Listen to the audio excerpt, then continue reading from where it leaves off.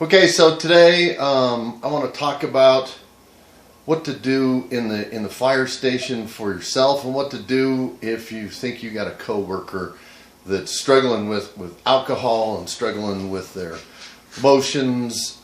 So when I went into the fire station, the guys that I worked with, they knew when I was hungover.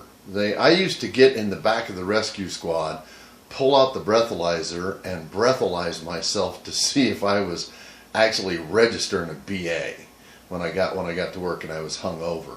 So there were guys that I worked with, and this is over the course of my career, not towards the end of my career where things changed up, but early on and through the 90s and the early 2000s, I was prone to doing that. You know, I knew guys that would come to work and they would actually start an IV on themselves, and they'd give themselves an amp of D50 as a hangover cure. You know, I don't recommend it, but there were people that were doing those sort of things to get themselves through the hangover and get ready for a shift. Rather than stay home, they would come into work and do that. Now, I never did that one. I never started a line on myself, and I never gave myself any medications, but it would go that far. So later in my career, when I became more prone to showing up to work hungover and in bad shape, guys would cover for us. You know, it would be rude if you were to rat a guy out. You know, you would probably get in more trouble yourself for turning somebody in for being drunk at work than the person that was drunk. So we would just take care of each other. I remember I had a captain that would come in after Bronco football games, and he would be so bombed after a football game, we would just put him to bed. We would just have him go over to the bunk room, put him in bed. We didn't even put his gear on the truck, and we would run calls without him just to cover him because he was too bombed to be on the truck. Later in my career, though, you had to be more careful. And secondly, when you did come to work in that kind of shape, you really had to be aware, and the guys around you, you know, they knew what was going on. So the question is today then, if you've got a coworker that's in trouble, if you know that there's a guy that's going through a divorce, that's going through bankruptcy, that, you know, has got a parent that's dying, whatever things are overwhelming them, and they're drinking too much, if they're coming to work hungover and you smell it on them, and you know that a guy is liquored up or hungover when he gets to work, the question is, do you do anything about that? Do you just turn your head and pretend nothing's going on? Do you approach the guy? Do you go to your officer? What are you going to do? And so a lot of firefighters won't do anything. They don't want to be the bad guy. They don't want to be the one that turns somebody in or discovers it. But in my case, the guys that did that were actually prolonging my crash. They were letting it get worse. I was getting worse. Nobody was really talking about it. It was that unknown secret in the fire station. You know, everybody knew what was going on with me. And so by letting me continue in that behavior, not doing anything to help me or arrest it or try to get my attention and get me into help, that's how I got in a position of a suicide. I'm not blaming it on the other firefighters. What I'm saying is, if somebody had stepped in earlier, if somebody had, you know, caught me in the locker room or the bedroom or something along those lines and said, "Hey, Tim, you know, buddy, you're out there, man. You're stinking of booze. Your eyes are bloodshot. You look like shit when you come to work. Maybe you should stop doing that. Maybe you should go to EAP. Maybe you should go to counseling and get some help." But nobody would do that. Nobody wanted to be the bad guy. So if you're in that position and you got a guy doing that, if they aren't in trouble yet, if they haven't gotten a DUI, if they haven't gotten domestic violence, if they haven't crashed or something along those lines, and they're still in a position that they could go to EAP, they could get help and they could get treatment and not get in trouble at work. Because EAP has to keep this confidential. If you go to them on your own, it's going to be a confidential setting. They're not going to rat you out to your employer. They can't rat you out to your employer. They can, I believe, and I'm not an expert on this sort of thing, but if you go in there and say you're suicidal, I think at that point as a medical professional they have to act. So they would probably have to, you know, I don't know if they'd call the cops or what would happen, but they'd have to do something if you go in and admit that you're suicidal, you're thinking of suicide, you're having suicide ideation. I wouldn't recommend that. I think you'd get caught in the system. But I'm no expert on that. I don't have any idea. I never did it, unfortunately. I had to be caught to get help. So if you got a coworker that's struggling, try to catch them and talk to them. Now, they're not going to dig what you're saying. They're not going to want to be busted.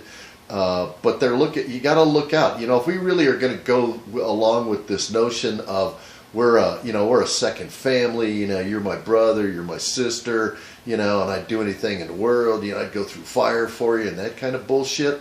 If that's the truth, then you need to step up and try to protect these people. You need to try to get them help, and you need to get their attention, because when you know it and you let them go on, they're going to lose their career. They're going to get that DUI. They're going to get in a wreck and hurt themselves or hurt somebody else. They're going to get in a wreck with their own children in their car. So the longer you allow somebody to persist in that behavior, the more you're participating in it until something really bad happens. You're not going to be guilty of what happens, but Lord knows you had a chance to interrupt it. So it might be worth talking to one of the guys at the station and saying, hey, Tim's coming in, he's stinking of booze, he's hungover, what do you think we should do? But don't fear getting that person help, because once you get help, when I got busted, when I had a fire chief that smelled the liquor on me, which led to my retirement, I wasn't bitter with that man at all. As a matter of fact, I was grateful to that man. I might have been mad at the moment, but it got me help. It got me sober, and it got me on a path to clean my life up and to stop that stuff.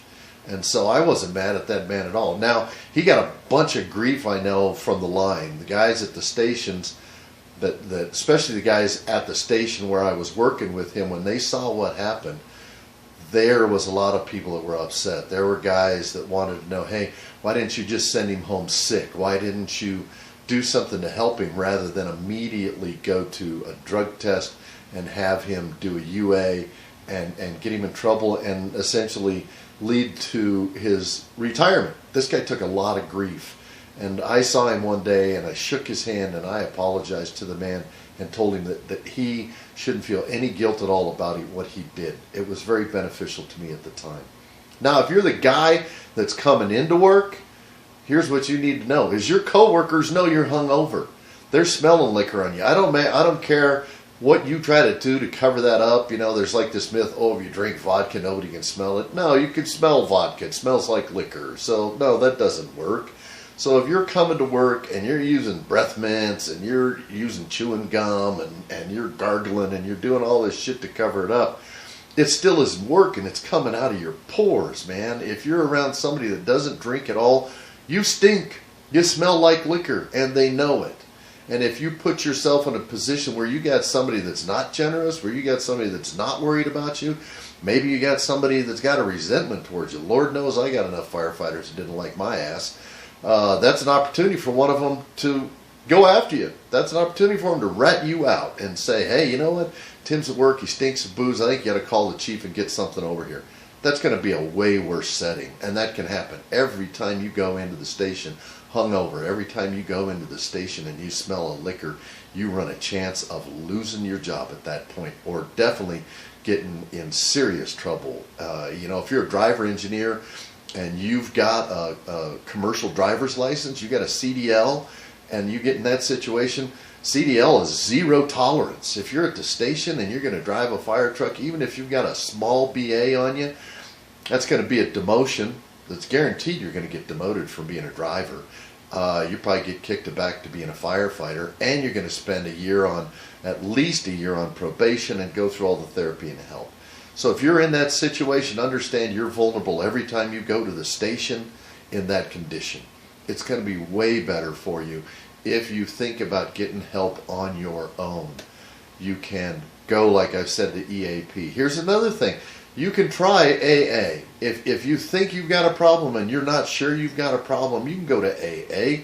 It's not like you're drafted. It's not like you have to stay. You can go to an AA meeting. You don't even have to introduce yourself as an alcoholic. You can sit in a meeting. If they're introducing themselves, you can just give your name and say you're there to observe. You don't have to introduce yourself as an alcoholic. You don't have to do anything. The alcoholics in that room at the end of the meeting, they might approach you and see If you think you have a problem, look, nobody in these meetings is trying to get anybody busted. All our desire to do in an AA meeting is get somebody else help. We've been there. We know what you're going through, and other alcoholics simply want to help. They want to show you a way out. They want to give you an opportunity to get sober and to change your life. Because if you're going to a meeting and you're curious about it, odds are liquor's causing a lot of trouble in your life. There's an old saying in Alcoholics Anonymous that says, every time I drank I didn't get in trouble, but every time I was in trouble I was drinking. And that's how it was for me. So go to an AA meeting and explore that. The first time I went to an AA meeting, I went to one AA meeting, and buddy, I got the cure. I was good. I stayed sober for a whole week afterwards, and then I was right back in. I rewarded myself. I made a week sober. I made a week without liquor. Man, I deserve a drink because I did that. And then that led to, because I'd gone to a meeting at the insistence of my wife. She wanted me to go explore this and get help because I was starting to get out of control. And so I went for a week, told her I was all better, and then I started sneaking it. Then I started hiding liquor. Then I started hiding it, I hid it in my garage. Heck, I used to put vodka bottles in Fiber One cereal box because nobody in my family would eat that shit. So my bottle was safe in Fiber One. Sorry, Fiber One, but that's the truth. And I would hide liquor around my house. And then to cover it up, I would drink non-alcoholic beer. And so it still smelled like beer. It still had that odor of it. And so that covered up the hard liquor that I was chugging in between non-alcoholic beers. And I still managed to get myself completely bombed on non-alcoholic beer. It wasn't the beer, obviously. So if you're doing things like that, if you're starting to hide the amount of liquor you're using, if you're starting to even hide your liquor, if you're getting into behaviors where going out on a Friday, Saturday night with the guys, if you have to have a few drinks at home to get a buzz going before you leave, that's probably an indication that you're not doing so good. If you're showing up with your friends already buzzed, you're doing that, at least I did it so they wouldn't see me drinking my normal pace. Because at my normal pace, I was drinking 2 to 1 on the guys around me, and I was drinking 2 to 1 doubles. So these are things you need to consider. If you're starting to have these problems in your life, if you're sneak drinking, if you don't want people to know how much you're drinking, if you're hiding liquor in your car, if you're always carrying breath mints and you're always carrying gum to cover your breath, guess what? You got a problem. Normal people don't do that. Normal drinkers don't do that. They might do it once in a while after the summer picnic or after the Christmas party. They might go to work hungover at that point. But I was going to work hungover every day. I was always carrying breath mints. I was always aware whether or not I smelled like booze. If you're getting to that point, then understand you probably have a problem. Now look, I'm no expert. I'm simply a recovering alcoholic firefighter that was suicidal. My email is timothy.casey@gmail.com. So timothy.casey@gmail.com. You can email me if you've got any kind of questions, if you have any kind of problem. And after you email me, I'll give you my number and we can talk about these things. I'm not trying to rat anybody out. I don't want anybody to get in trouble. I want people that are struggling to get sober, and I want people that are thinking about suicide to stop thinking about suicide. I don't want any more firefighters killing themselves because they're worried about their liquor. They're a burden on their family, that sort of thing. My suicide attempt, because I thought everybody else around me would be better off if I was dead, that I was the problem. Remove the problem and everybody's life would be improved. Irrational thought, but when you're drunk, that seems reasonable. So if you got a problem, if you're worried, if you got any questions, you got questions about yourself, if you got questions about another firefighter, if you're a firefighter family member and you got questions, email me and I will talk to you anonymously. I will never tell anybody about a conversation we might have. So it's the weekend. Try not to get too drunk this weekend, and if you do,